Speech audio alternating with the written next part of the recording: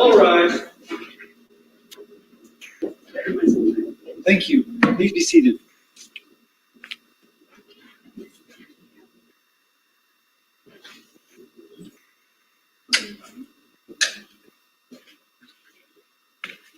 We'll be back on the record. The court just returned back from lunch. The state had finished their direct examination of Special Agent Daniels. We're moving on to cross. Is that correct, Mr. Pryor? Yes, Your Honor, it is. Special Agent Daniels, if you want to come forward again, you can have a seat at the witness table.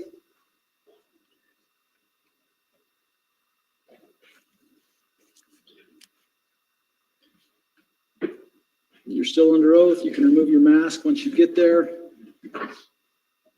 Mr. Pryor, you may inquire when you're ready. I guess I want a clarification as to how I address you. Is it as special agent or is it as agent, or how would you prefer that I address you, sir? Agent is fine. Agent is acceptable to you? Yes, sir. All right, I will try to make a point of referring you as Agent Daniels. Thank you. Okay. Agent Daniels, can you give me an idea of how many people were at the scene on the June 9th warrant in terms of law enforcement?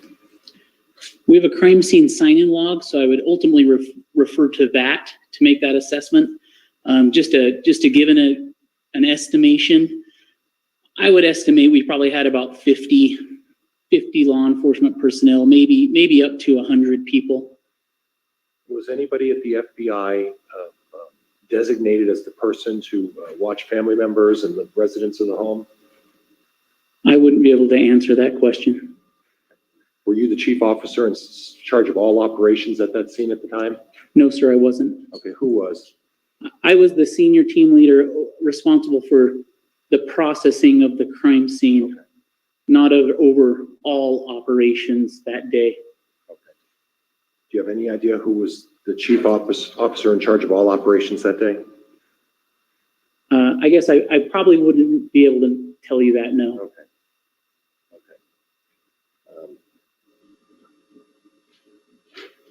What's an administrative log? The administrative worksheet or administrative log is the evidence response team paperwork that I, as the team leader, would be responsible for filling out. And that's something that you maintain in your possession, is that correct? Yes. Throughout the day, that would be something that I would be filling out. And there's a chance that I could have another team member or somebody else fill out that log. It doesn't have to be just me, but that would be my responsibility. And then the safekeeping of that log would be in your responsibility? Would be your responsibility? Again, that could be me. I'd be the primary person responsible for that log, but I could designate another team member to fill out that log. For example, that log is also on there's a digital format for that log, which is on a laptop. So if one of my team members was working that laptop, they could be filling out that information on the laptop. And ultimately, at the conclusion and when the reports are written, that administrative log is something that you refer to and you provided it to the prosecutor, correct? Yes, at the very end of the day, I would review those logs, and then I would submit that with my report as an attachment to my final report. Okay, thank you, officer. Thank you, Agent Daniels. I'm sorry. You talked about surveying of the crime scene. There were a number of pictures, a number of photos, a significant number of exhibits, and you described what you called the pet cemetery. Is that correct? Yes. Okay, now you described that your dig area was approximately a 10 by 10. Is that what you were saying? Mr. Pryor, I'm having difficulty hearing you again. Can you pull that right in front of you? Thank you. The crime scene that you described as the pet cemetery, you had noted that there was like a 10 by 10 area. Is that correct? The area that I described as the pet cemetery, once we were there, my estimation of its size was 10 feet by 10 feet square. Okay, would it surprise you that that area is almost 20 by 20? Objection assumes facts, not in evidence. I'm not offering facts. I'm asking if it would surprise him whether or not the pet cemetery is twice as large as what he's suggesting. Overruled. Would it surprise you to learn that that pet cemetery is over 20 by 20? I designated my own pet cemetery area, so it wouldn't surprise me if somebody else had their own pet cemetery area, no. And that's what I guess I want to clarify, officer, and I'm not trying to imply that you're being in any way suggesting anything otherwise. You designated an area that you felt was the pet cemetery based on where you thought they should start excavation, correct? Correct.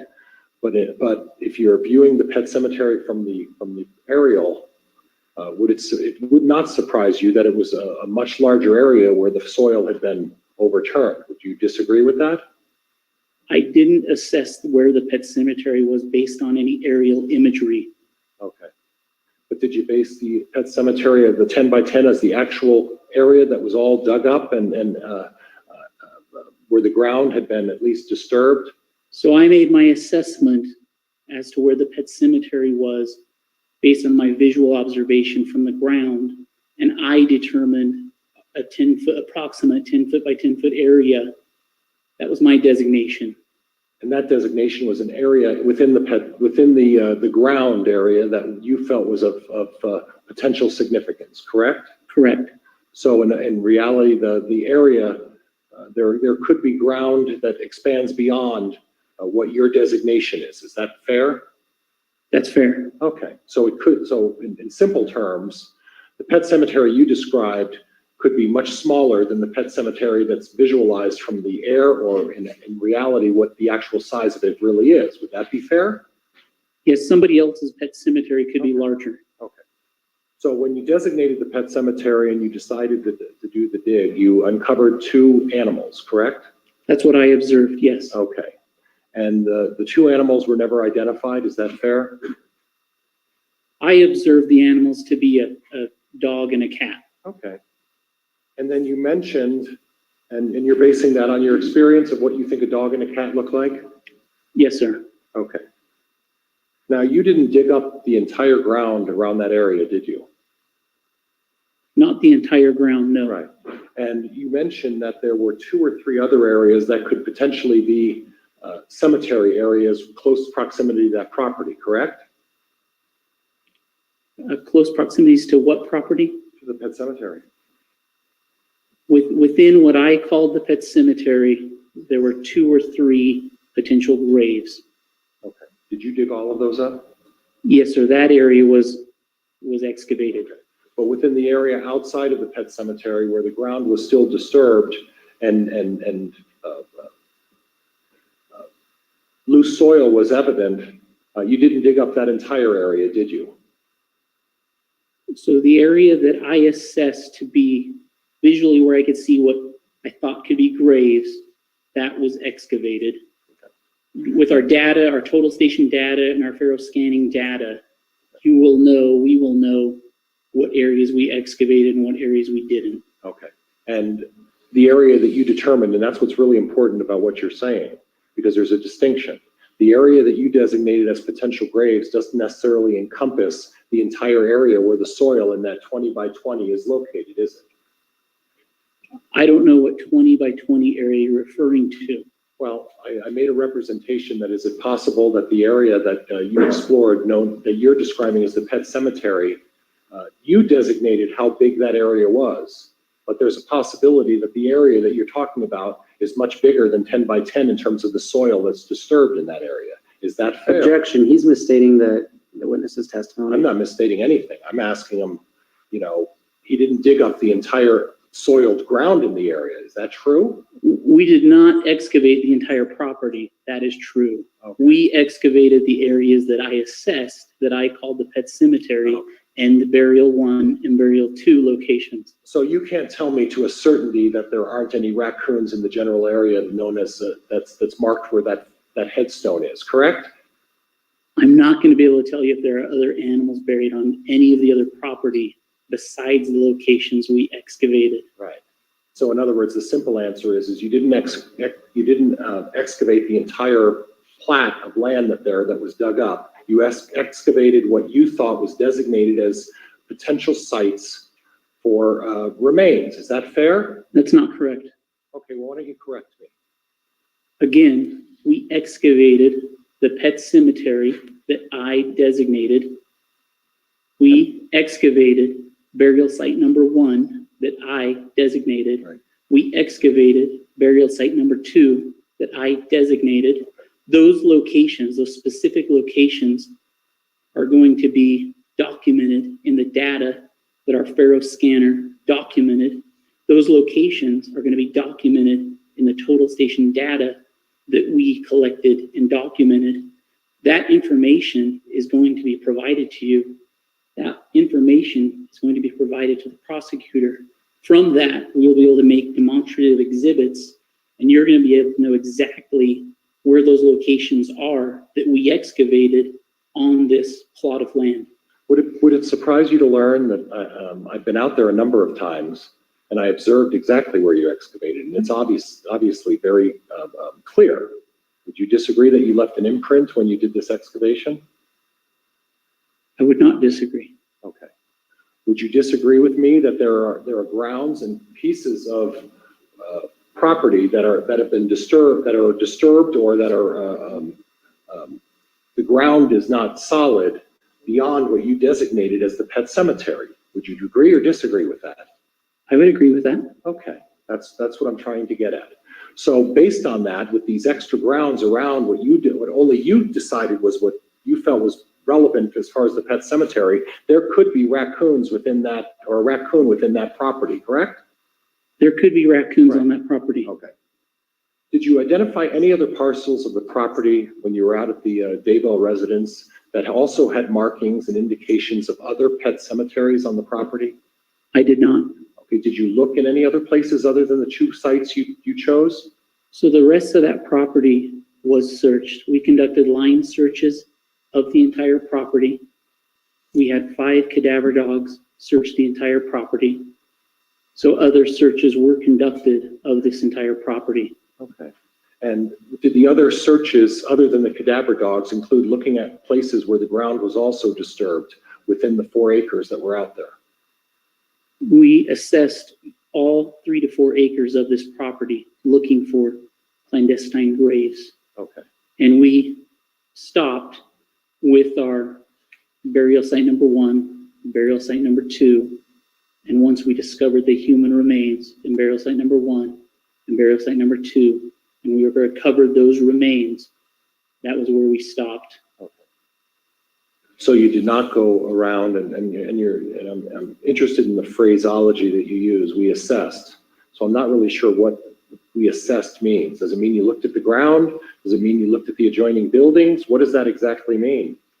Yes, sir. So in order to conduct a line search, we were essentially in a line and we looked at the ground very systematically, very methodically, and we went back and forth across this property, looking at the ground, looking for indications of a clandestine grave, because that's what we're there looking for. Explain to me what you refer to. You've used that expression a couple times. What do you refer to as clandestine? Please tell me.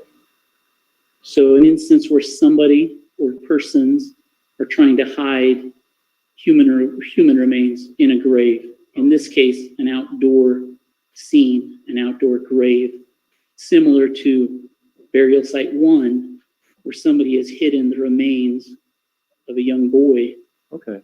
in burial site 1, and then they place stones on top of that body. Right. And I appreciate that. On top of that actually, body. officer, Mr. Judge, Pryor, I'm going to object. It's going beyond the question I asked. He's embellishing and he's adding to his answer. And quite honestly, I'm going to move the court to strike the remainder of his answer as non-responsive. Your Honor, he asked the question. The agent answered his question. He can't move to strike that.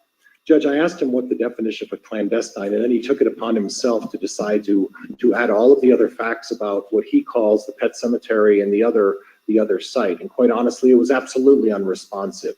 What the officer is doing is he's trying to add more and more to the answer, and quite honestly, I'm somewhat frustrated with his method of avoiding answering my question and yet getting in all sorts of additional information. So I'd like this witness directed to answer my questions. Mr. Pryor, you asked, what do you refer to as clandestine? Please tell me. I listened to the witness's answer. it's clear the witness was describing what he referred to as a clandestine grave site. I'm not going to strike that from the record. Now, you also talked about a fire pit. Yes, sir. And in relation to what you described as a pet cemetery, where was the fire pit? Do you have a marker you could mark for me? Yes. So the fire pit was Just so located- the record's clear, which exhibit do we have on the easel there, Mr. Wood? That's State's Exhibit 10.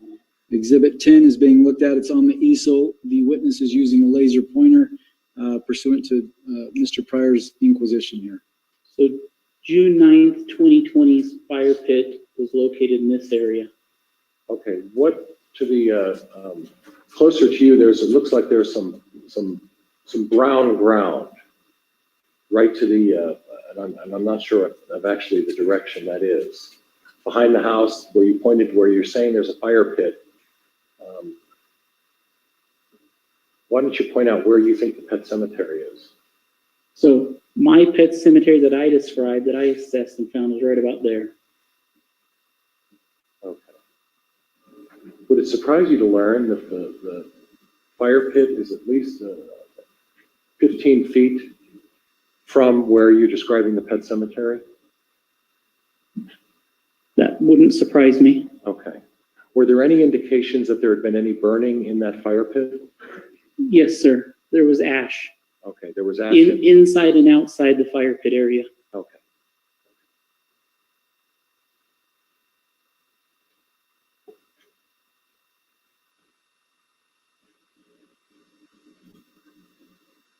How deep was burial site number 1?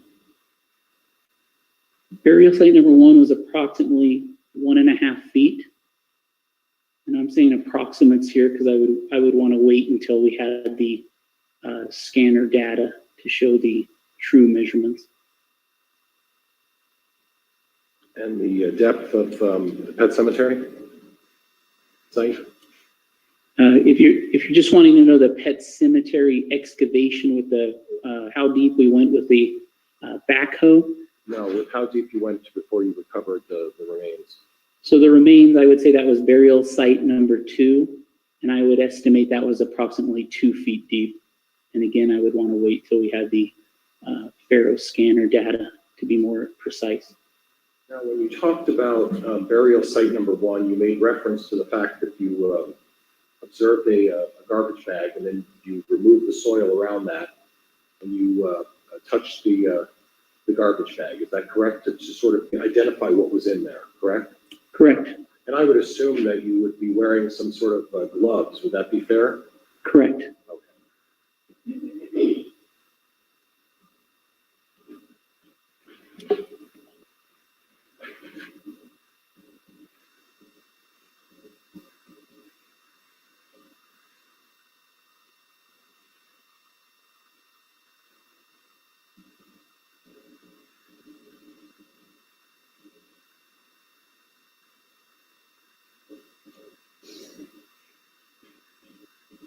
Who was the anthropologist?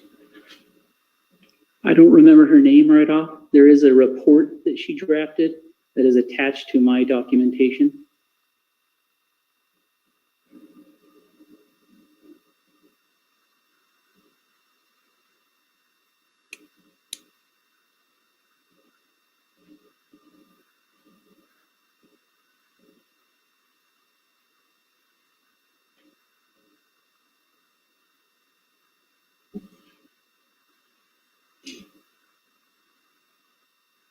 Within the pet cemetery. Mr. Pryor, will you pull that microphone a little Sorry, closer Judge. to you again? I'm going to do that a million times. It's very difficult. It's all right. I'll keep reminding you. Thank you. Within the pet cemetery, I had an opportunity to go over pictures and observe some of this, and I saw no sign of any ash within the soil. Would you agree? Objection testimonial. There's a question to that I'm leading up to, Judge. I think I ought to give some leeway to do that. Mr. Wood? He just testified about what he saw. Okay, It's not I'll a part- rephrase, Judge. There Please was do. no ash within the soil of the pet cemetery, was there? I'm sorry, I missed the first There part. was no ash within the pet cemetery within the soil, correct? I didn't observe that. Okay, thank you. Judge, I have no further questions. Thank you. Thank you, Mr. Pryor. Any redirect, Mr. Wood? No, Your Honor. You can be excused from the witness stand. Agent Daniels, thank you for being here today. May this witness be excused from court today. Mr. Pryor? Yes, Your Honor. Mr. Wood? Yes. We'll allow for a moment to clean the witness cubicle. Mr. Wood, who is your next witness? Judge Spencer Hamel for the state. Mr. Rammel, who's your next witness? The state would call Lieutenant Joe Powell. Did you say lieutenant? Yes, Your Honor. Thank you.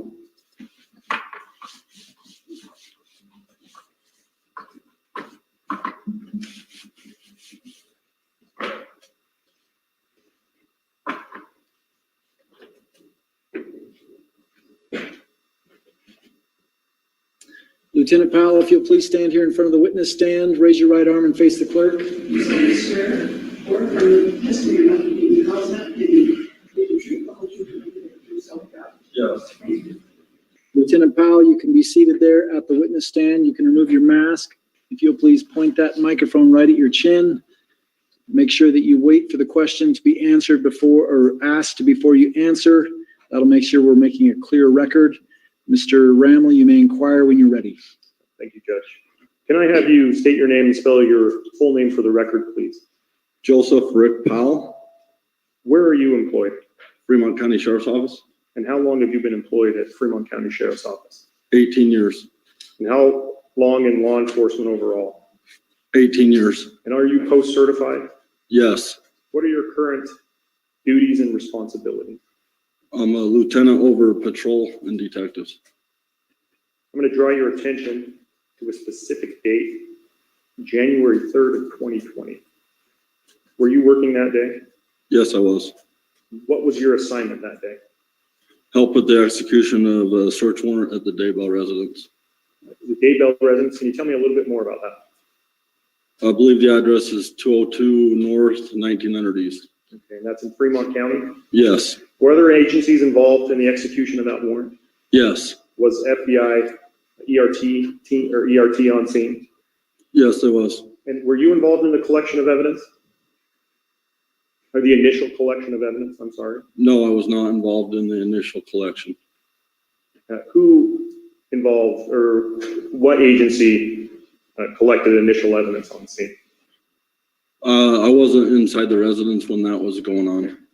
At the end of the search warrant or the end of the execution, were any items found in the home turned over to you? Yes. By who? ERT. And where were you when you received that property? Inside the residence.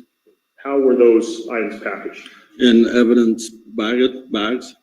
What did you do with them? I hauled them to my vehicle and Detective Mattingly's vehicle. What did you do next? We transported them to the Fremont County Sheriff's Office, and I turned it all over to Detective Mattingly to log into evidence. Were you involved in the logging of evidence at all? No. Judge, that's all I have for this one. There won't be any questions from the defense, Judge. Lieutenant Powell, thank you for being here today. You can be excused from the witness stand. Mr. Rammel, are you going to call the next witness, or is Mr. Wood? I am, Judge. We'll take just a moment. Who is going to be your next witness, Mr. Rammel? Judge of the state would next call Detective Bruce Mattingly to the stand.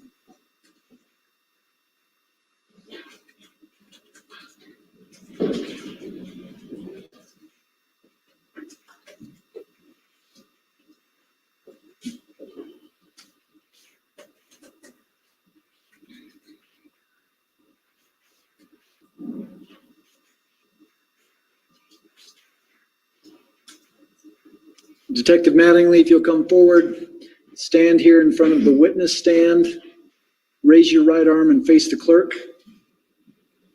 If you would, there you go. You solemnly swear or affirm that the testimony you're about to give the cause not pending will be the truth, the whole truth, and nothing but the truth, so help you God. I do. Thank you. Detective Mattingly, if you can please sit down there, pull that microphone up to your chin. We're making a record. You can remove your mask once you're seated there. Mr. Ramel, you may inquire when you're ready. Thank you, Judge. Can I have you state your name and spell your full name for the record, please? Brewster Mattingly. Spelling of last is Mattingly. Where are you employed? Fremont County Sheriff's Office. How long have you been employed in that capacity? I've been employed with Fremont County for 20 years. And how long in law enforcement overall? 20 years. And are you post-certified? Yes. Quickly tell the court of your current duties and responsibilities. Current duties as a detective is to investigate felonies and to also help deputies with their other investigations. I'm going to draw your attention to a specific date, January 3rd of 2020. Were you working that day? Yes. What was your assignment? I was assisting and helping with an execution of a search warrant at 202 North, 1900 East in Fremont County, Idaho. Whose home does that belong to? Chad Daybell. Were there other agencies involved? There were Rexburg PD, FBI, and ERT. Were you involved in the initial search and collection of evidence? Yes. Can you explain that further to the court, please?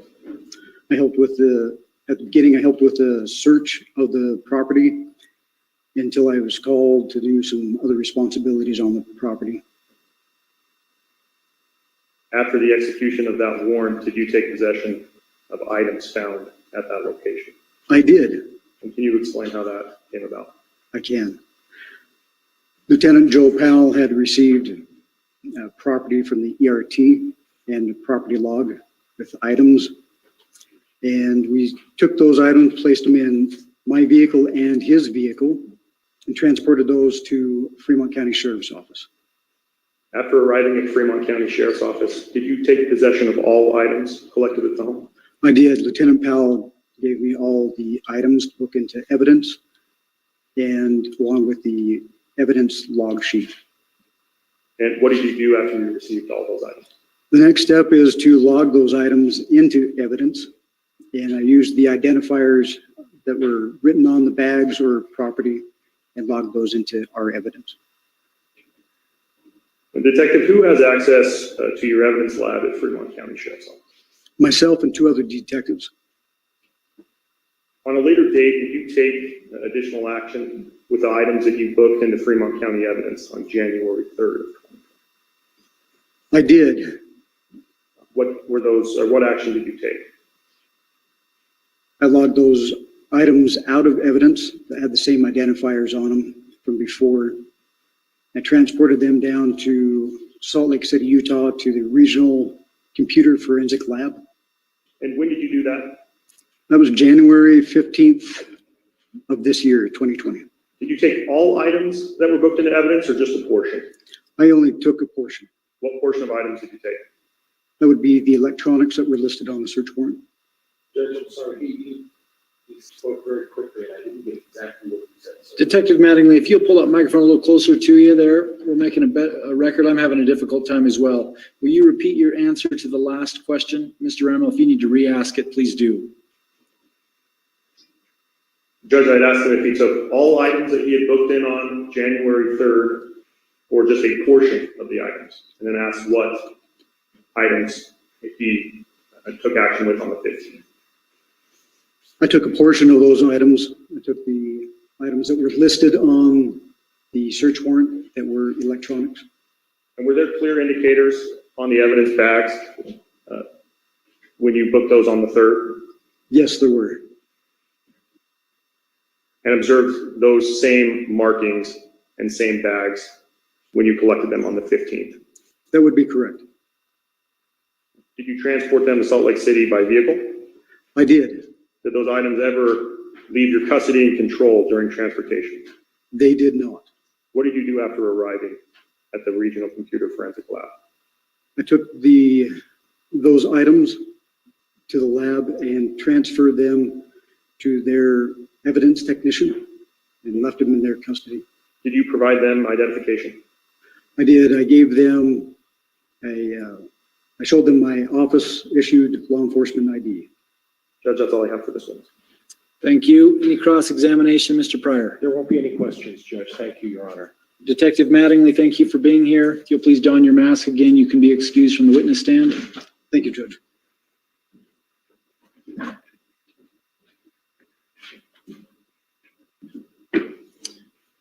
Mr. Rammel, are you going to be calling the next witness? Yes, Judge.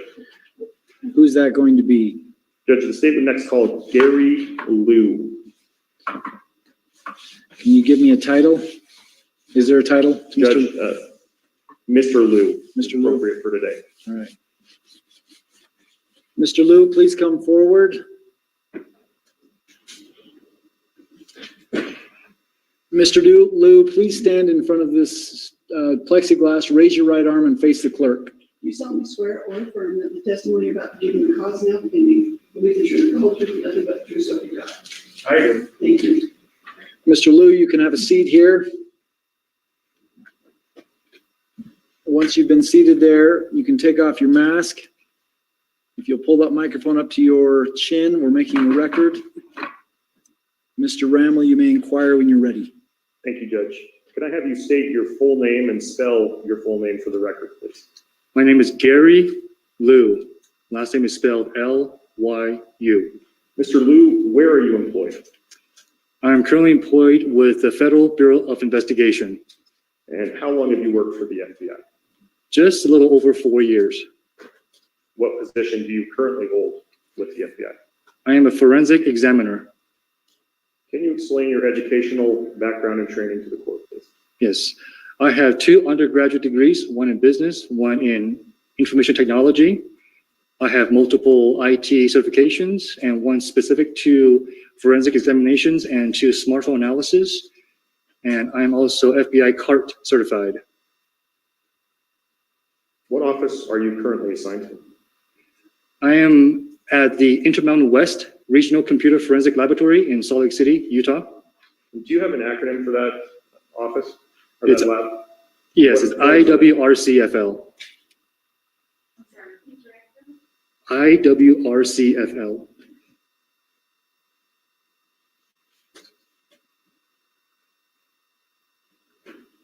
Mr. Liu, do you have specific training and certifications,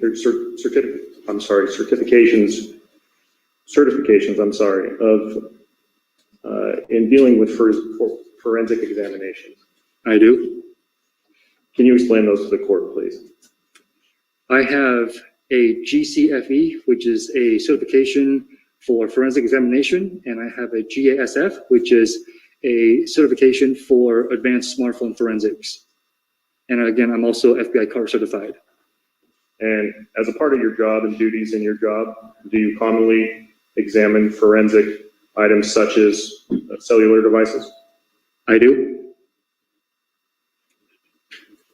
Mr. Liu, can you generally describe how a forensic examiner conducts a typical investigation of electronic devices? Sure. The forensic examiner usually follows a prescribed set of protocols laid down by the FBI. And these generally include intaking the item from the submitting agency. And once we intake it, we want to ensure that there's proper legal authority accompanying the evidence items. Once we ensure that there's proper legal authority, we assign specific specimen IDs to each submitted item. And then once we give each submitted item a specimen ID, we generate what we call a chain of custody report. And we give a hard copy to the submitting agent, and we keep a digital copy of it at the RCFL, the IWRCFL. And then once we do that, we take the submitted items to a secure evidence control facility at the lab until it is assigned to an examiner. And once the I'm going to examiner... stop you right there for a second. So until it's assigned to an examiner, is it unusual for to have more than one forensic examiner assigned to work on a specific case? No.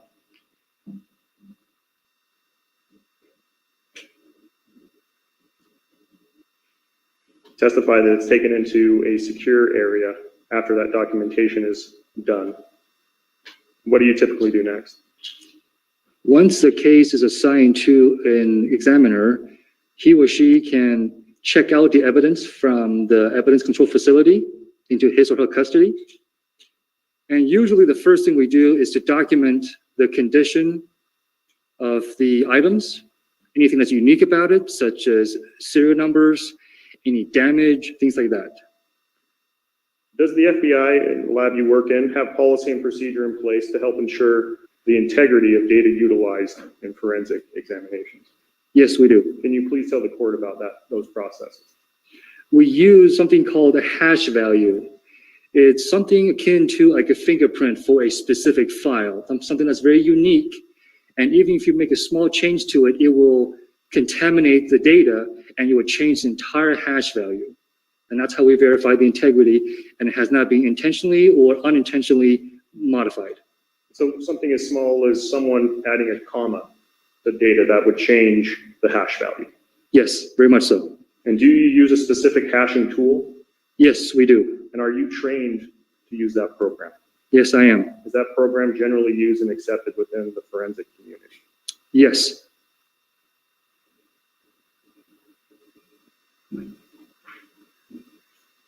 You explained a bit. I'm going to ask you a couple more questions about the lab receiving items or intake from external law enforcement agents. Can you explain the role of an OST in the lab? An OST stands for Operational Support Technician. This person is in charge of intake, among other things, at the lab.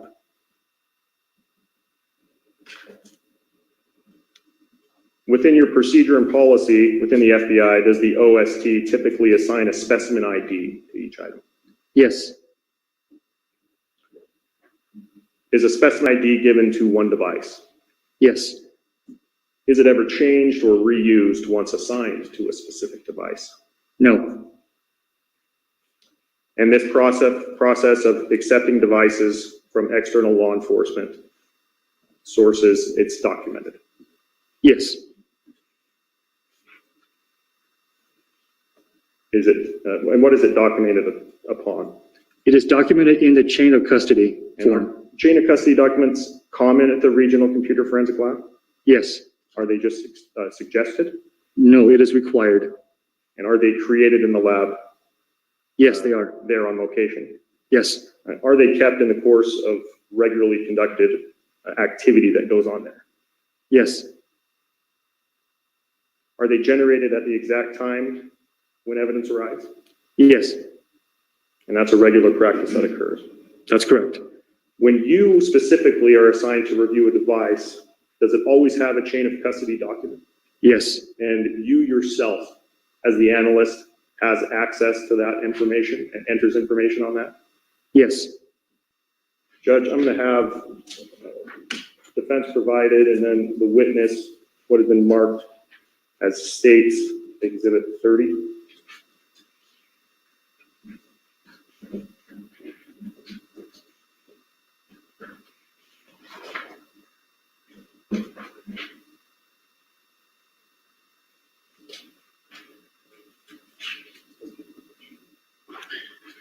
Exhibit 30 will be handed to the witness.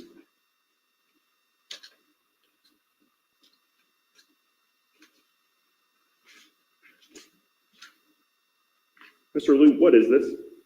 This is a chain of custody form for a specific item, And how do you know? because I see the specimen ID and I see the case number and I see my name on it.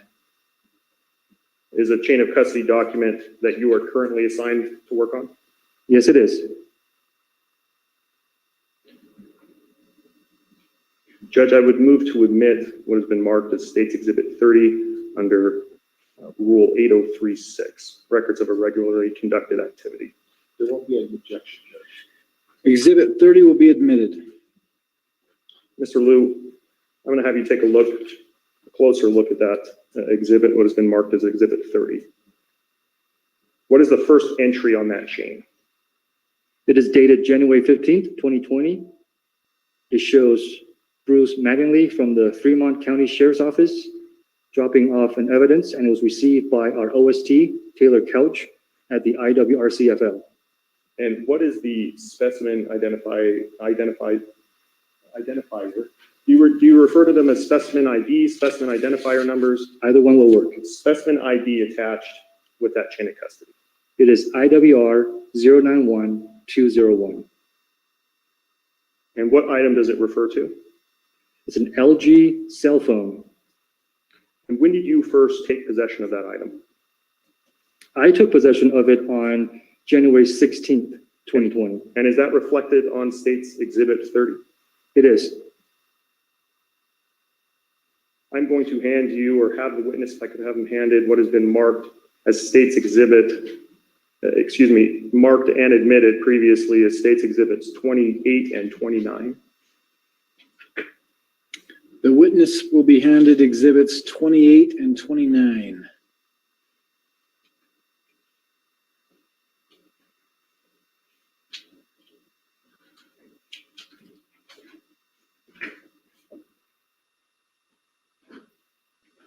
Mr. Liu, I'm going to have you look at those.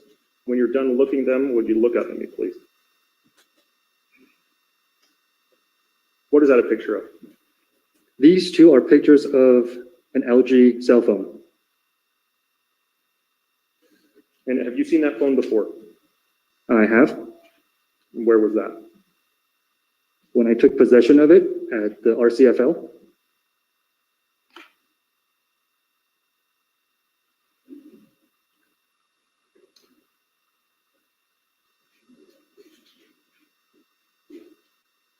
Anything particular about that phone and those photos that catches your attention? Yes, the phone cover is a clear rubber outer case with purple glitters in it. It has hearts in there too. So safe to assume that you review a lot of cell phones. I do. A lot of cell phones that are black or that color. Yes, So your testimony that easier to recall this device, or it stands out when there is a phone case such as this attached to a device? yes, it does stand out. What did you do with that device? After I took it into my custody, I powered it on, attempting to extract the data off the device. Were you able to extract the data off the device? I was not. And why so? The device was locked. I attempted to unlock it, but my attempts were unsuccessful. So what did you do next? I submitted a request to FBI headquarters for their unlocking service. And did you take steps to have that sent to be unlocked? Yes, I packaged the phone and I gave the package to our OST to be mailed out to FBI headquarters. Did you recall the specimen ID on that device? Yes, it's the same one I provided earlier. And can you provide it for the court again? Yes, it's IWR 091201. And when you took steps to have this sent to be unlocked, was it clearly marked with that specimen ID? It was.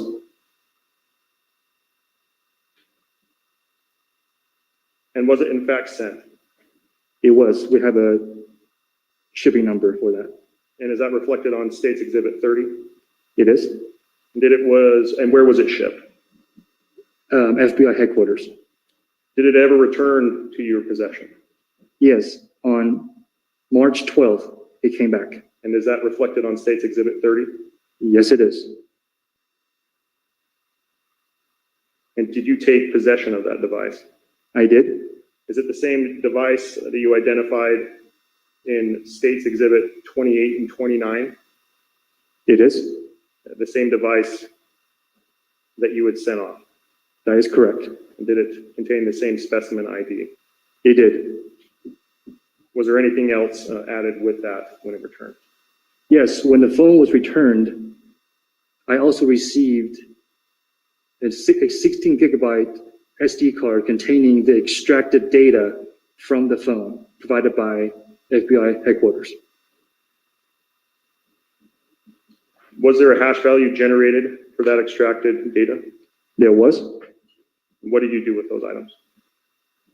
I took possession of the extraction and I parsed the data into a forensic tool to generate a report of the extracted data. Mr. Liu, I'm going to stop you right there for a second. Can you explain what parsing is? Parsing in this instance is taking computer language, basically ones and zeros, that's not human readable, and we convert it into a human readable form so we can, as humans, read it and understand it. And do you use a specific program for parsing? I did. And are you trained in that program? I am. Is that program generally accepted in the forensic community? Yes. What did you do with the data after parsing? After I parsed the data, I generated a report of the entire extraction, and I created a working copy of it and gave it to the case agent. What is a working copy? A working copy is a work product that has not been finalized yet that we usually give out to agents who want to see kind of the intermediate steps of what we're working on so they can gather more evidence or look through the products themselves. And what medium is the working copy provided on? I believe I put it on an optical disc. And that optical disc, do you mark it with identifiers? I did. What identifiers do you provide? I marked it as IWR 091201 along with the words working copy. And you provided that disc to the working case agents? That's correct. Mr. Liu, we've spoken a little about, was there, before you sent to this item out to case agents, is there another step that you take? Yes, the last step that I did was that I re-verified the original hash value that was given to me by FBI headquarters. And the two hash values match. And did you run your own hash value analysis? Sorry, can you? I'm sorry, you ran your own hash value analysis? Yes, I did. Prior to and, okay, so my question is in terms of the hash value itself, did the pre and post examination of those values match? Yes, they did. And what does that tell you? The hash value, if they match, that means that the data was not tampered with, was not modified in any way, shape, or form. It means that the ending extracted files were the exact same as what the FBI headquarters gave me. There were no changes at all. So something as small as a comma would have changed that. Yes. Them being identical shows that that was not even added. That's correct. Nothing was changed. And at that point, you provided the working copies to case agents. That's correct. Judge, that's all I have for this one. Thank you, Mr. Rammel. Cross-examination, Mr. Pryor. Sir, what is the name of the parsing program that you use? It's called Physical Analyzer. Nothing further, Judge. Thank you. Can you redirect, Mr. Rammel? Not based on that, Judge. All right. You can be excused, Mr. Liu. Thank you for being here.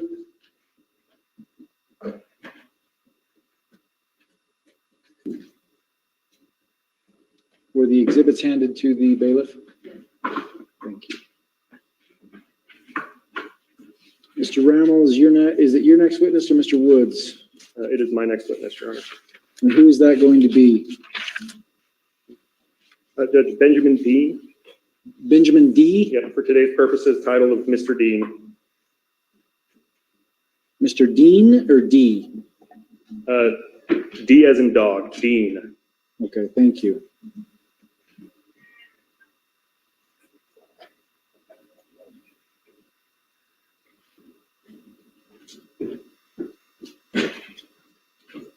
Mr. Dean, if you'll please stand here in front of the witness thing, up a little closer, raise your right arm, face the clerk.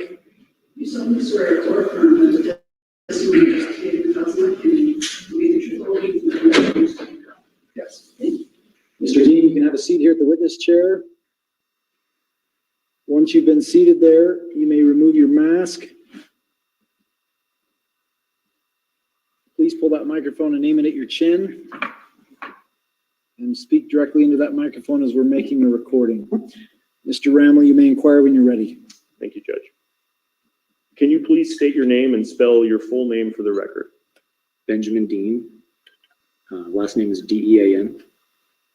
Where are you employed? Federal Bureau of Investigation. And how long have you worked for the FBI? For approximately 6 years. What position do you currently hold with the FBI? I'm an intelligence analyst. Can you briefly describe your educational and professional background? So when I joined the Bureau, I had a bachelor's degree in foreign area studies, and my first position was with the language services section, the FBI headquarters. And my job there was to review electronic communications, lawfully obtained electronic communications of FBI subjects throughout the field, across the country. After that position, I became an intelligence analyst. I attended the FBI Academy in Quantico, Virginia, where I received training in topics related to my job. And I continue to do trainings on the web, web-based trainings at work, and also in-person trainings. What office are you currently assigned to? I'm currently assigned to the Salt Lake City Division. Mr. Dean, what are your day-to-day responsibilities?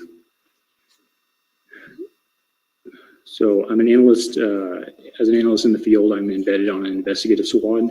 So I support active cases, but my main job is to analyze information and make assessments about specific threats. So some of my duties day to day include reviewing information that's collected by special agents, looking through that information for trends and patterns, making and then writing reports and giving briefings with my findings and recommendations. Do you have any specific training or experience or specific training related to reviewing electronic devices? I do. Can you explain, or excuse me, so training or experience, can you explain that to the court, please? Yes.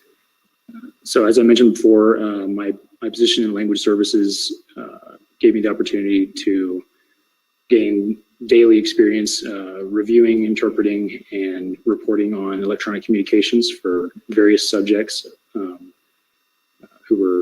were part of investigations, who were under investigation for a variety of threats and violations.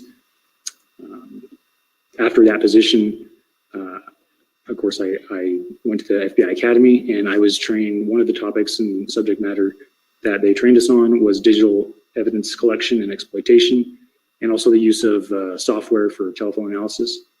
So I continue to keep my skills and knowledge current in those areas. Are you involved in the investigation into Chad Daybell and Lori Vallow Daybell? Yes. When did your involvement in that investigation begin? It began in late March of this year, 2020. What was your first assignment in that, your first assignment with that assignment? Your assignment that you were initially given in March of this year. My first assignment for this investigation was to review tips that were submitted to the FBI's Office of Public Affairs website. Those tips were submitted pursuant to a press release that was issued on the 5th of March this year, 2020, by the FBI and the Rexburg Police Department regarding the disappearance of Tylee Ryan and JJ Vallow, who were missing at the time. And the press release noted that both children had been seen at Yellowstone National Park on the 8th of September, 2019. And it requested that anyone who was present at the park that day, who visited the park that day, who had photos or videos, to send them in case they might be of use to the investigation. Have you received other assignments in your involvement in this investigation? Yes. And what were they? I was assigned to assist with the review of devices, electronic storage devices seized from the property of Chad Daybell on the 3rd of January this year. My first two devices that I reviewed were a hard drive and a thumb drive. When did you complete your review of those initial devices? I completed those devices in late May of this year. Were you asked to review data from any other devices after you had completed those initial initial reports that you had generated? Yes, I was. What was the additional devices that you were asked to review? I was asked to review 2 Blu-ray discs containing data that was pulled from devices seized from Chad Daybell's property on the same date, January 3rd, 2020. And were these discs labeled? They were labeled with unique FBI specimen numbers. The first disc was labeled IWR 091201, and the second disc was labeled IWR 091202. And both discs also had the words "working copy" written on them. Which disc did you begin reviewing first? I first began reviewing IWR 091201. And when did you begin your review of the disc labeled IWR 091201? I began the review on the 26th of May, 2020. What was the process you used to begin that review? I used a Blu-ray reader to open up the disc, the contents of the disc on my FBI-issued laptop computer. I saw that the main file on the disc was labeled IWR 091201. I began looking through the contents of that file and located a subfolder titled, I located a subfolder that had several items in it. One of the items was an application file titled cellbritereader.exe, and the other one was a UFDR file with the name IWR 091201 report.ufdr. I double-clicked the application file to launch Cellbrite Reader, and from there I opened up the UFDR file to view the contents of that. Mr. Dean, I'm going to go back for 1 second. You stated that as you opened it, the disk was named, the file disk was named, or had a specimen number. That number specifically matched the number on the outside of the disk? Yes, it did. Had it not, what would you have done? I would have contacted the person at the regional RCFL, Regional Computer Forensics Lab down in Salt Lake City to find out why there was a discrepancy. But no discrepancy existed with this disk? No. How does data appear in Cellbrite Reader? Cellbrite Reader organizes the content of a device, meaning all of the data items that are found on the device, into categories based on an item's file type. The category names are in the Cellbrite window are on the left in a tree report, and they're arranged in alphabetical order. And when you double click one of the category names, a new data tab opens up, and you can see all of the items that fit within that belong to that category.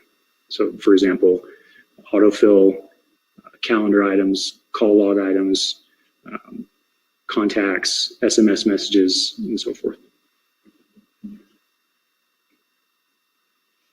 What file types do you typically look at to determine the user of a given device?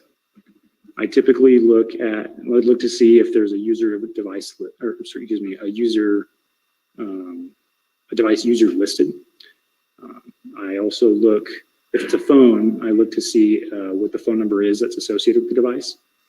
I look at the content of the communications stored on the device, so text messages, multimedia messages, emails, and then I also look at the images.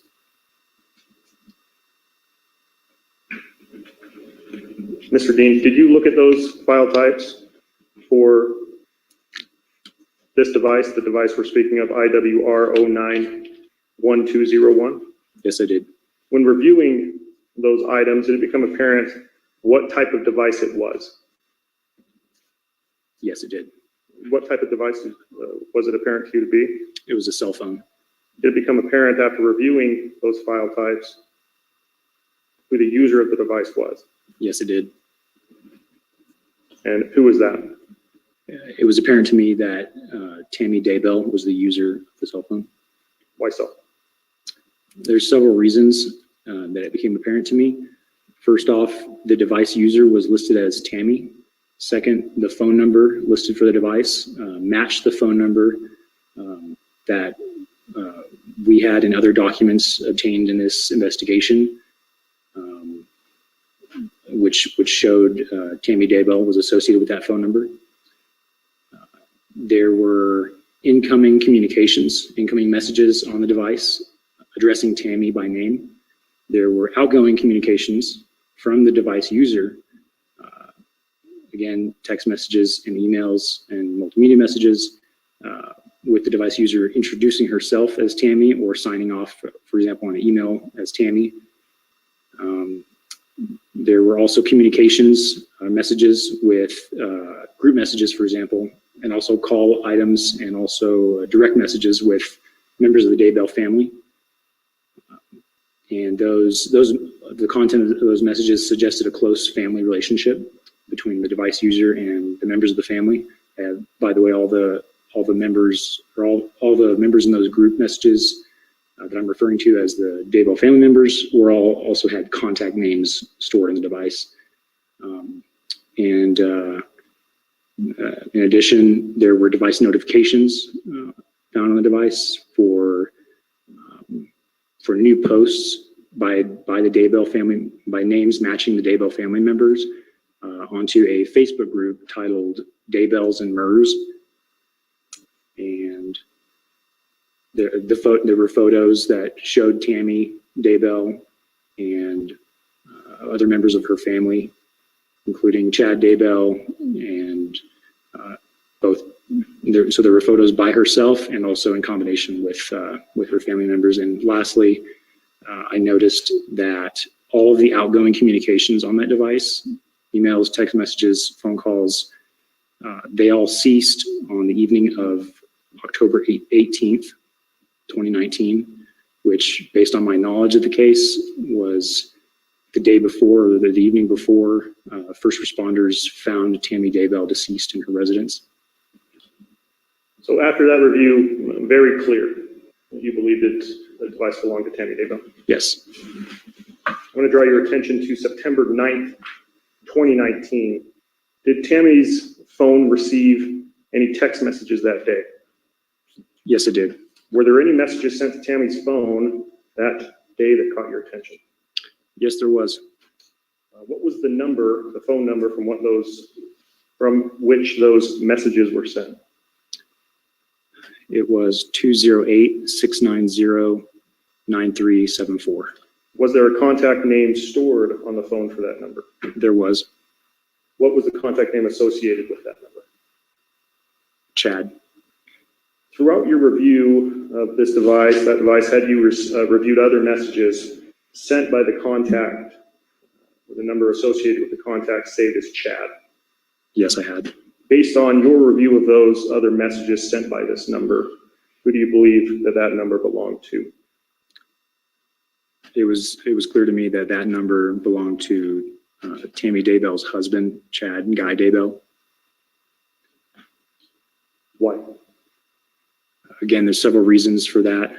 First off, the phone number, the ending in 9374, it also matched with the phone number that I was aware of being on documents, other documents collected or obtained in this investigation, and showing Chad Daybell as showing that number was one of the phone numbers used by Chad Daybell.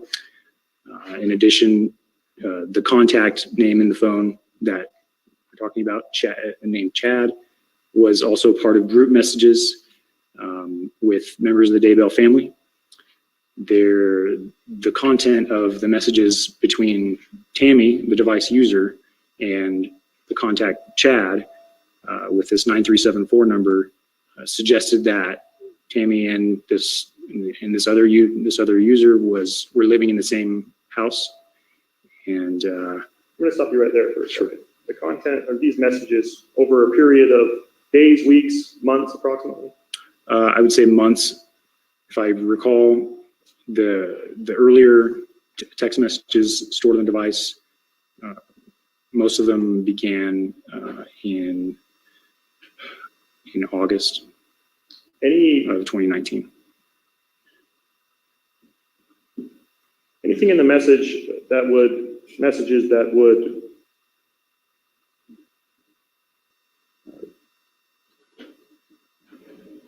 suggest that the individuals between these two devices were married? Yes. Specifically regarding to affection. Yes, there were incoming messages on the device, so from the 9374 number to the phone with statements or phrases of affection such as "I love you," "Eager to kiss you," "Can't sleep without you." I'm going to draw your attention back to the messages received on Tammy's phone on September 9th. I'm going to show the text and hand you what has been marked as State's Exhibit 31 for admission.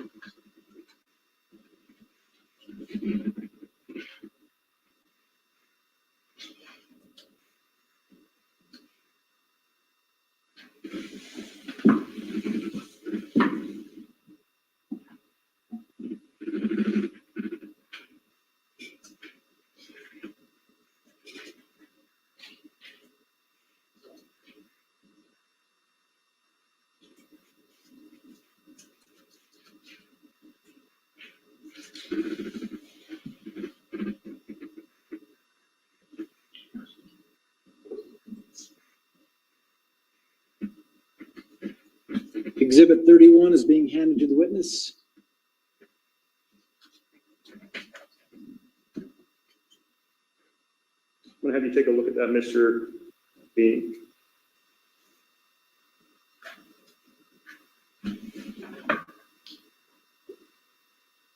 Mr. Dean, what is that? This is a copy of the messages sent between Chad and Tammy Daybell on September 9th, 2019. How do you know this? I know this because I reviewed these exact same messages in this exact same message conversation, while I was doing the review of the device. Mr. Dean, is it a true and accurate representation of the messages that you reviewed between those two numbers that were sent on September 9th, 2019, starting at 11:53:27? Yes, it is. Judge, I would move to admit. There's no objection, Judge. Thank you. Exhibit 31 will be admitted. Is now a good time to take a recess, Mr. Rammel? How long do you expect the continued questioning of this witness to take?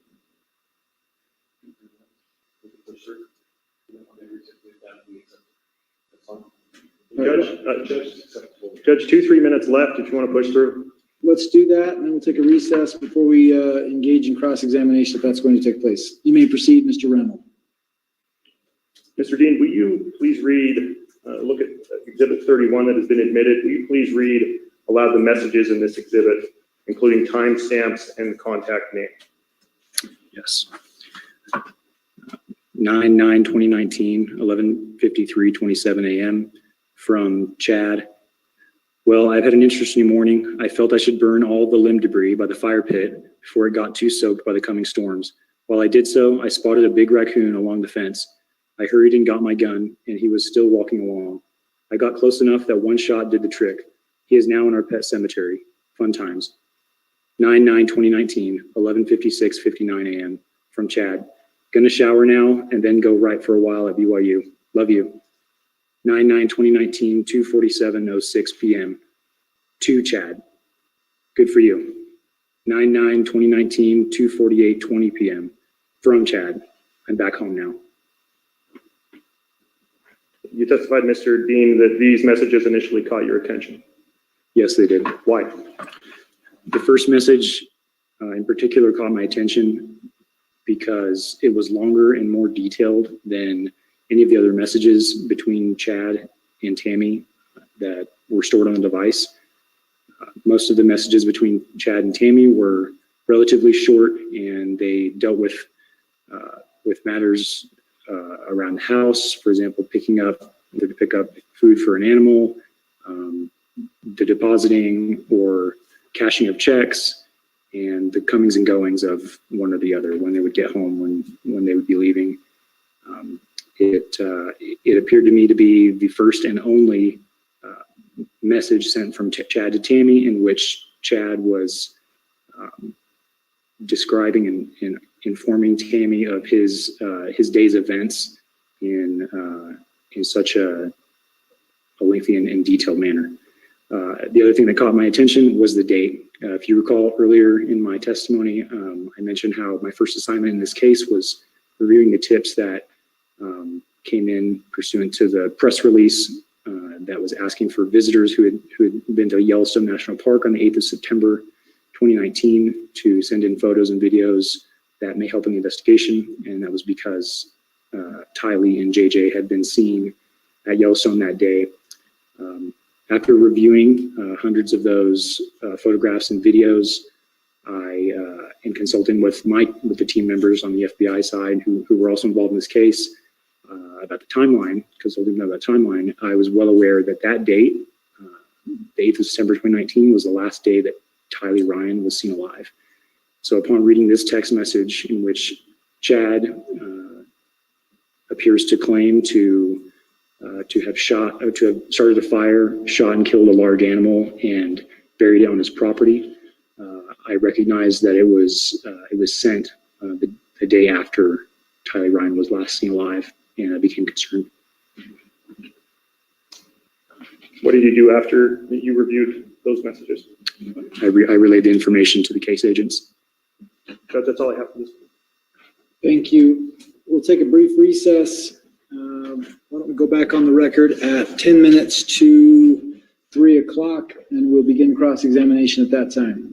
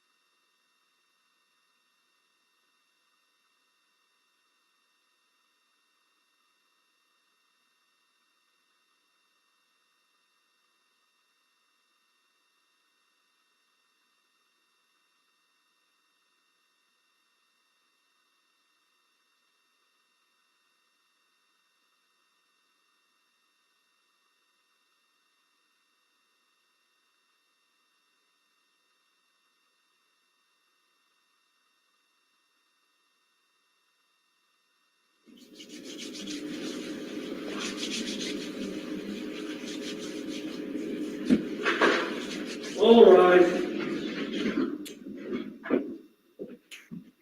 Thank you. Please be seated.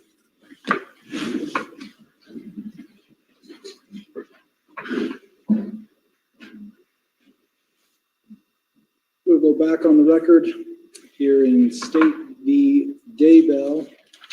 The state had just finished its direct examination of Mr. Dean, and we took a brief recess in the afternoon. Mr. Pryor, do you wish to cross-examine this witness? If I may, Your Honor? You may. Thank you, Your Honor. Mr. Dean, can you give me the range of when the messages started from what you gathered from the phone and when, and obviously you've already provided us with the end date of October 18th, 2019. What was the start date of those messages that you started to review, sir? Are you referring to the text messages, SMS only?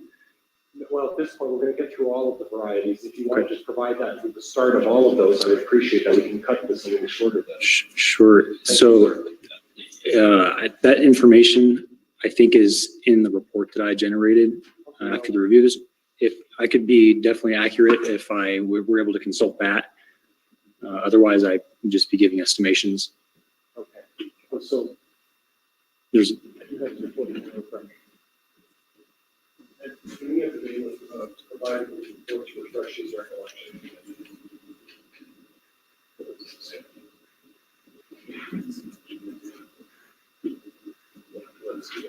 Mr. Pryor, do you want that handed to the witness? I do, Judge. All right. Hand the witness the report to refresh his recollection. And then The the judge report, wants to give him instructions on that. okay. The report will be handed to the witness. Witness, if you want to review your report and then let us know when you're ready, we'll have you turn the report upside or over on its back so that you can't see it, and then we'll have you testify to what you know. Take your time.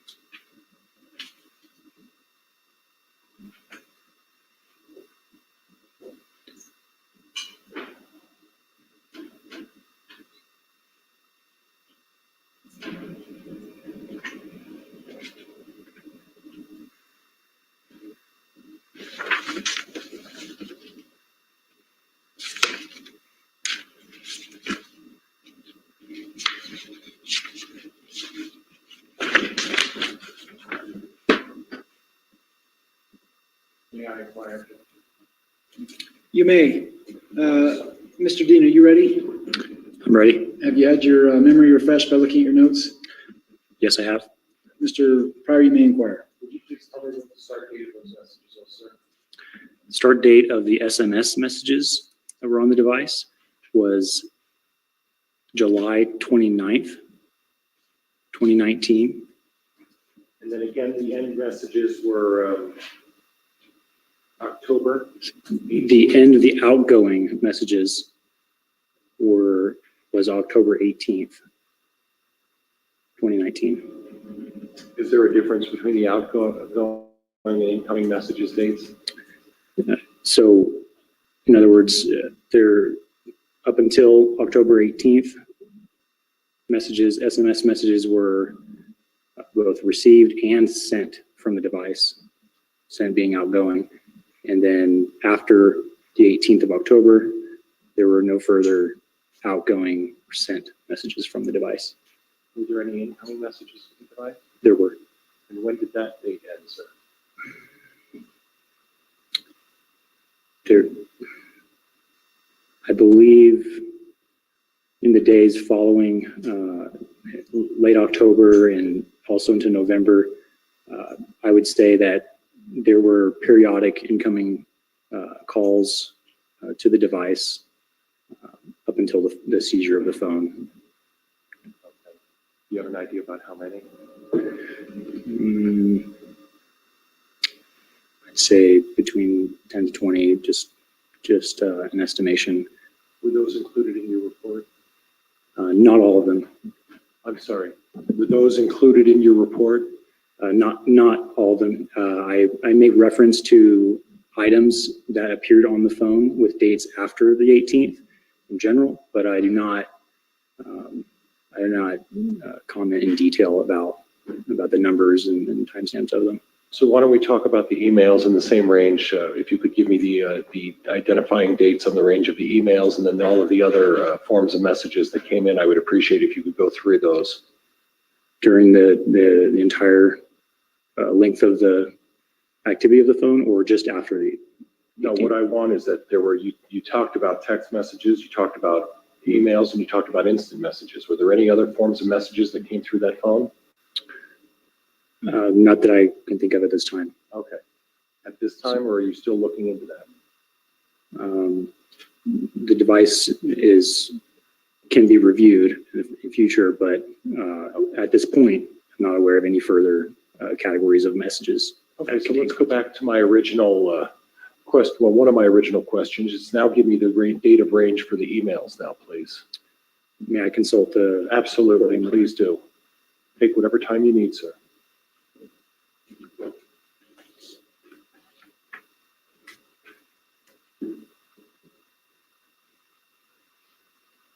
For the record, the witness is reviewing his report to refresh his recollection.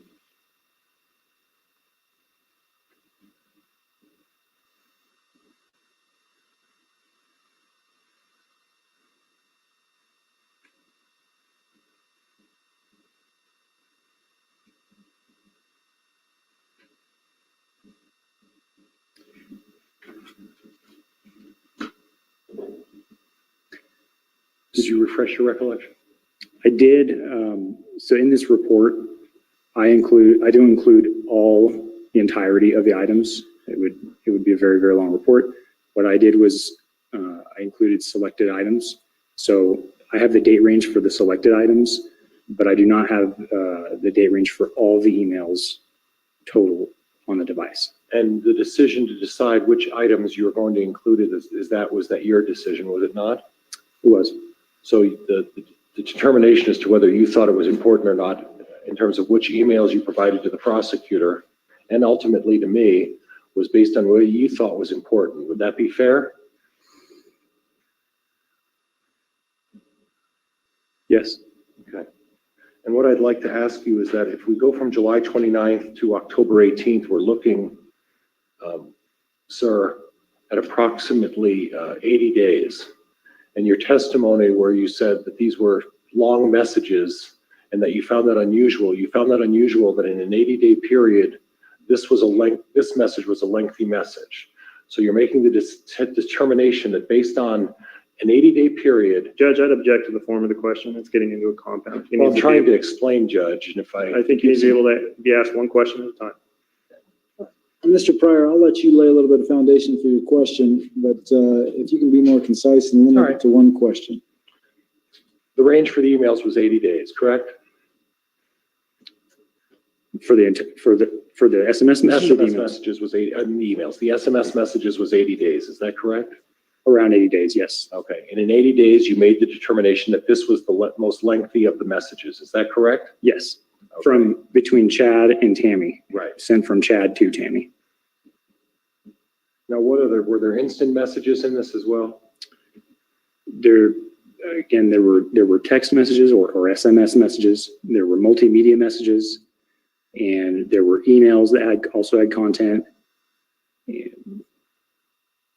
And I don't believe there were indications of Facebook activity on the device and the use of Facebook Messenger. Okay. But the content, as far as content of Facebook chats or any other chat messaging items, no, I'm not aware of any of those. And what was the range again of the multimedia? Multimedia messages, I'd have to consult my report one more time. Okay. Go ahead.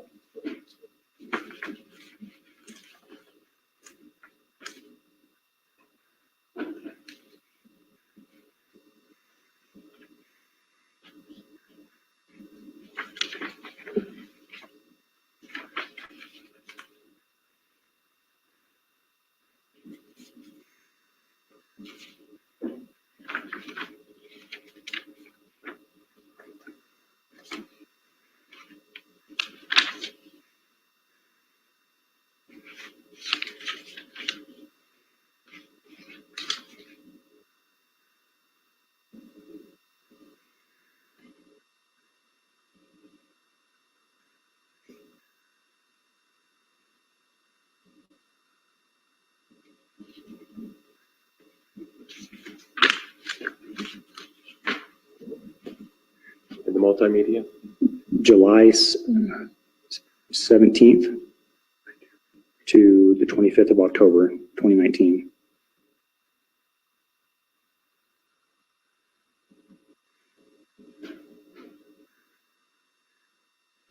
Now, I'd like to direct your attention back to, and obviously you didn't pull the Facebook messaging. That would be very difficult, would it not? It simply wasn't on the device. And if I may correct myself, the beginning of the first MMS message on the phone was 7:31. I misspoke just now. Okay, that's fine, thank you. On the message from Chad to Tammy at 11:53:27, could you, Judge, does he have the exhibit up there? Could we get him the exhibit? Which exhibit are you referring? I believe Exhibit it's 30. 31? I believe it's 31, Your Honor. The witness will be handed exhibit 31. Your Honor, I believe he still has it. I think he still does too. Does that say 31 on it, Mr. Dean? Again, could you do me the favor of rereading the message of 11:53:27 again for me, please? Yes. Would you like just the text of the message, or you can timestamp, or? Well, we've already established 11:53 on September 9th, I think. I think All that's right. clear. So if you would just read the content of the message, I would appreciate it, sir. Well, I've had an interesting morning. I felt I should burn all of the limb debris by the fire pit before it got too soaked by the coming storms. While I did so, I spotted a big raccoon along the fence. I hurried and got my gun, and he was still walking along. I got close enough that one shot did the trick. He is now in our pet cemetery. Fun times. So your purpose today is to obtain any messages on Tammy Daybell's phone, correct? And provide us with information about messages that were on Tammy Daybell's phone, correct? Yes. Okay. Your purpose today is not to decide whether or not wood was burned in a fire pit, correct? No. You don't have any information as to Judge, I'd object. This is argumentative. It's not argumentative, Judge. I'm trying to lay down exactly what the scope of what he's trying to do today. I mean, I think I ought to be able to inquire that he's here just to recite what a text message is and how he obtained it. I want to clarify that he's not suggesting to anyone that Chad Daybell did not burn firewood in a fire pit. And I think I need to be able to go into that. I think it's pretty clear from the testimony and the foundation that's been laid by this witness that he works at an FBI lab and he analyzed the phone I think it's also clear that he's not trying to testify as to what those messages are. He's just saying what was found on the phone. So I agree, it's unnecessary, and I think it is argumentative. Okay, I have nothing further, Judge. Thank you. All right, redirect Mr. Rammel. Nothing based on that, Your Honor. Thank you, Mr. Dean, for appearing today. If you'll hand that exhibit to the bailiff here, and then if you'll hand that report back to Mr. Rammel. The court notes that report was not marked and it's not part of the evidence. You can be excused. Mr. Dean, thank you for being here today. Mr. Rammel or Wood, do you have any other witnesses? No, Your Honor. The state rests then. Mr. Pryor, do you desire to call any witnesses? There'll be no presentation today, Your Honor. Thank you. Do the parties wish to make closing arguments? Yes, Your Honor. Mr. Wood or Mr. Rammel will allow you to do so. Thank you. If you'll please stand, make sure you pull that microphone close to you. Thank you, Your Honor. I'm aware this court is very well aware of what the burden of proof is for a preliminary hearing due to the wide audience it reaches. I just point out that Idaho criminal rule states that if the court finds that an offense has been committed and that there is probable or sufficient cause to believe the defendant committed the offense, the court must find that defendant over to answer in district court. And so, Your Honor, just a brief recap. On November 25th, the Rexburg Police Department was notified of a missing child, JJ Vallow. The next day, their investigation begins. What they discover in the course of that investigation is that there's another missing child, Tylee Ryan, and they discovered that the last day she's seen is September 8th in Yellowstone National Park. They find evidence that on September 9th, Chad Daybell sent a text to his then wife, Tammy Daybell, at 11:53 in the morning about burning limb debris and burying a raccoon in his pet cemetery. That very same morning, Alex Cox's phone pings in that same area, that pet cemetery area on Chad Daybell's property. On June 9th, Tylee Ryan, who we've identified through DNA, is found buried, burnt, dismembered, portions of her in a green melted bucket, buried with animals in the pet cemetery. Through that investigation, they find that the last known sighting of JJ Vallow was September 22nd. The last known sighting of JJ Vallow was September 22nd. Similarly, on September 23rd, Alex Cox's phone pings on Chad Daybell's property. Near those pings where those pings are located on the north side of Chad Daybell's property, on June 9th, JJ is found, wrapped in a garbage bag with another white garbage bag wrapped around his head, bound in duct tape. Your Honor, for the court to find probable cause of concealment of a felony, it must find that the evidence concealed would tend to be evidence in a felony proceeding. That's the test given by state law, by case law in State v. Patia and State versus Yurmola. This court, as the finder of fact, is entitled to a reasonable inference based on the state of the bodies of JJ Vallow and Tylee Ryan, that they were victims of a homicide. This court can also take note of through the evidence presented that both Chad Daybell and his wife Lori Daybell were aware that Lori Vallow Daybell was charged with desertion, 2 felony counts of desertion of a minor child in Madison County. And clearly, the location and welfare of these bodies was evidence in that felony proceeding. Those bodies were concealed. One of them was destroyed. They were located on Chad Daybell's property. Alex Cox, whose phone pinged near those locations, became his brother-in-law less than 2 months later when Chad married Lori Vallow. For the court to find probable cause of conspiracy on these charges, on counts 3 and 4, or on counts 2 and 4, it must find probable cause of at least one overt act and an agreement. State law in Idaho is very clear through State versus Gallatin and through the Idaho criminal jury instructions that an agreement need not be formal or expressed, but may be inferred from the circumstances, or it may be implied by the conduct of the parties. Both Chad Daybell and Lori Vallow attempted to convince Melanie Gibb to either not cooperate with police or to provide false information to the police. At this point, they were married.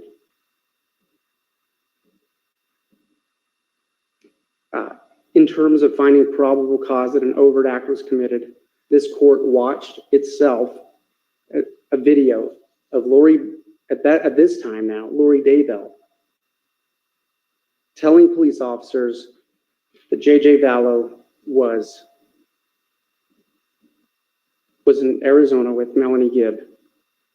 And then through a phone call where Lori Vallow Daybell and Chad Daybell were present, you heard Lori admit to that when she said she did what she felt the Lord was instructing her to do. Your Honor, for purposes of probable cause, the state has met its burden on all 4 felony counts, both counts of concealment and both counts of conspiracy to conceal. And we'd ask this court bind Mr. Daybell over to answer in district court. Thank you, Mr. Wood. Mr. Pryor. Thank you, Judge. Judge, in this particular case, we have 4 counts and we have 2 identifiable children. The testimony, according to this prosecuting attorney, is that Mr. Daybell was married to Miss Vallow. That's doesn't provide anything. Not only doesn't it provide an overt act, it doesn't provide an agreement. Marriage is not an overt act towards a conspiracy, and marriage is not an agreement to conceal or to conspire. In addition, what they have is Mr. Daybell making a comment to a police officer. That is not an overt act to conspire or an agreement to conspire as well. And then what they have is they have an obscure text message that says, I burned some items in the fire pit and I buried a raccoon. Now, they can suggest whatever they want with that, but there's been no indication of any evidence that this act took place on the 9th or the 22nd or 23rd or whatever day it was. And quite honestly, Judge, they don't even come close on the concealment of Tylee. They don't even come close on the concealment of JJ. And the conspiracy, they lack the agreement. And quite honestly, Judge, if this is what the evidence is in terms of an overt act, I would submit to the court that I understand the burden in a preliminary hearing, but they aren't even close on the conspiracy in either suggestion that in either case in regards to an overt act plus an agreement. I'm respectfully asking the court to dismiss the charges. They haven't met their burden, and I don't believe they provided any near the type of evidence that is necessary to even overcome that small threshold. Thank you, Your Honor. Thank you, Mr. Pryor. The court is going to take a recess. I'm going to review my notes, collect my thoughts. I will make a ruling here today momentarily. It will be a few moments, few minutes, and then we'll come back in and I'll do that on the record orally. We'll be in recess until that time. All right.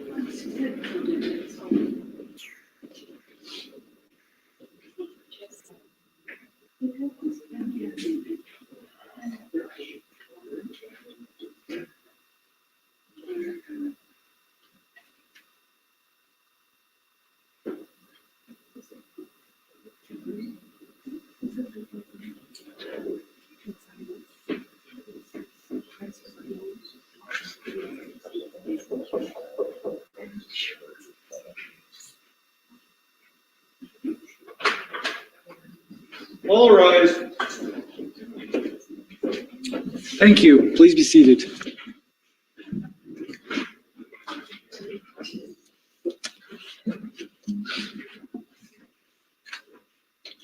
We're back on the record in CR 2220-755, State of Idaho versus Chad Daybell. Court took a brief recess after all the evidence and closing arguments had been presented to it. The court notes that the reason we hold a preliminary hearing is to establish probable cause. The obligation of the magistrate is to determine whether or not probable cause has been shown pursuant to Rule 5.1 of the Idaho Criminal Rules. It designates that if a magistrate finds that a public offense has been committed and that there is probable or sufficient cause to believe that the defendant committed the offense, the magistrate must immediately require the defendant to answer in district court. The court finds, after reviewing all of the testimony that has been presented here, as well as exhibits 1 through 31, as well as the argument that has been made by both the state's defense and the state's attorney and the defense attorney, the court finds that the state has met its burden of probable cause, and I find that there is probable or sufficient cause to believe that the defendant, Chad Daybell, committed the offenses counts 1 through 4 as designated in the amended criminal complaint.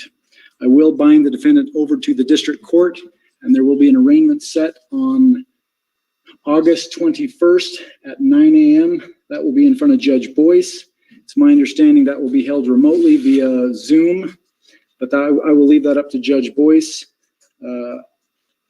to decide that. So that will take care of the findings here today. It's my understanding there's also one final issue that the state as well as defense would like to take up. Is that correct, Mr. Wood? I can put it to that. Yes, Your Honor. Just a stipulation that the defense and the state have entered into, that we will waive any deadline for the filing of a transfer of trial for at least 60 days after the date of arraignment. Okay. Mr. Pryor, it's my understanding that stipulation isn't that a transfer of trial venue can take place, but that the deadline to file that motion, if one is going to be filed by either you or the state, is 60 days from today's date. Is that correct? That is correct, Judge, and I want to make it clear that that motion for transfer of trial, there are actually two types. There's transfer within the judicial district and transfer outside of the judicial district, and we are not specifying in the event we choose to file a motion for change venue, or the state does, that we are not limiting ourselves to this judicial district. We could pursue it outside the judicial district as well. Thank you, Judge. The court notes that a stipulation has been reached. It's been put here on the record between the state and the defense. I will honor that stipulation. It will be ordered that 60 days from today's date will be the deadline for either the state or the defense to file a motion to transfer the location of the trial within or without District 7 here in the state of Idaho. With that, is there anything else we need to take up here today, Mr. Wood? Not from the state. Mr. Pryor? Not from the defense, Judge. Thank you for your consideration. I appreciate the zealous representation that has been taken place here today. I'm very impressed with the attorneys, the argument that has been made, as well as the investigation. The court will be in recess. Thank you all. All rise.